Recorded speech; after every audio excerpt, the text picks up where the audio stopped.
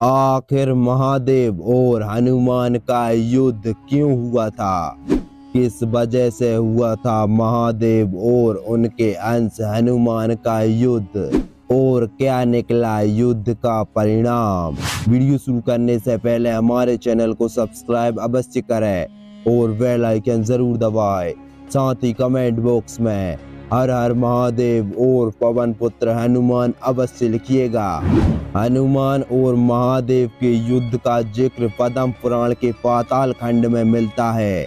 कथा के अनुसार जब श्री राम ने अश्वमेघ यज्ञ किया था तो यज्ञ का घोड़ा घूमते घूमते देवपुर नगर में जा पहुंचा। उस नगर के राजा का नाम वीरमणि था। वीरमणि भगवान शिव का परम भक्त था, इसलिए देवपुर की रक्षा स्वयं भगवान शिव करते थे। वीरमणि का पुत्र निकमागध ने जब यज्ञ का घोड़ा देखा और उसे बंदी बना लिया। ये बात जब घोड़े की रक्षा कर रहे शत्रुघ्न को पता चली तो उन्होंने देवपुर पर आक्रमण करने का निर्णय किया। शत्रुघ्न और राजा वीरमणि की सेना में भयंकर युद्ध छिड़ गया। हनुमान जी भी वीरमणि की सेना का संहार करने लगे। श्री राम के भाई भरत के पुत्र पुष्कल ने जब राजा वीरमणि को घायल कर दिया तो उनकी सेना अपनी जान बचाकर भागने लगी। जब भगवान ने अपने भक्त का ये हाल देखा तो वे भी उनके पक्ष से युद्ध करने लगे। भगवान शिव को युद्ध करता देख शत्रुघ्न भी वहां आ गए। दोनों में भयंकर युद्ध होने लगा। भगवान शिव ने वीरभद्र को पुष्कल से और नंदी को हनुमान जी से युद्ध करने भेजा। वीरभद्र और पुष्कल का युद्ध लगभग 5 दिन तक चलता रहा और अंत में वीरभद्र ने पुष्कल का वध कर दिया। ये देखकर शत्रुघ्न को बहुत दुख हुआ। शत्रुघ्न भगवान शिव से और भयंकर युद्ध करने लगे और उनका युद्ध 11 दिन तक चलता रहा। भगवान शिव के प्रहार से शत्रुघ्न बेहोश हो गए। ये देखकर स्वयं हनुमान भगवान शिव से युद्ध करने लगे।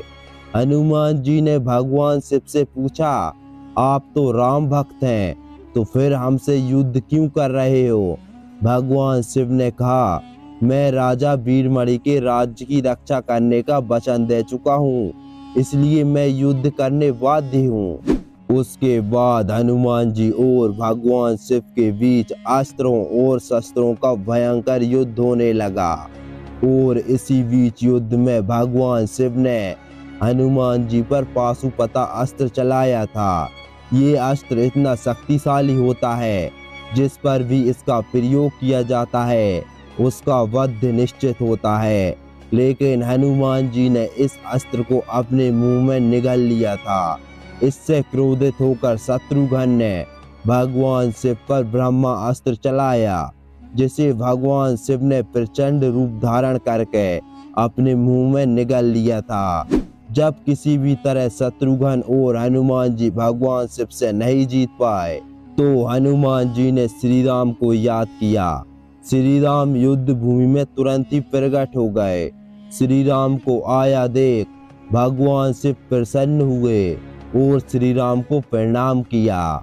फिर भगवान शिव और राजा वीरमणि से बोले, राजन, मैं अपने किस रूप से युद्ध करूं? मैं और श्री राम एक ही हैं और हम दोनों का अंश हनुमान है। ये सुनते ही राजा वीरमणि भगवान शिव और श्री राम की शरण में आ गए और श्री राम का यज्ञ का घोड़ा भी लौटा दिया। तो इस तरह हनुमान और महादेव का महाप्रलयकारी युद्ध समाप्त हुआ। दोस्तों, आपका इस बारे में क्या कहना है? हमें कमेंट बॉक्स के माध्यम से जरूर बताएं।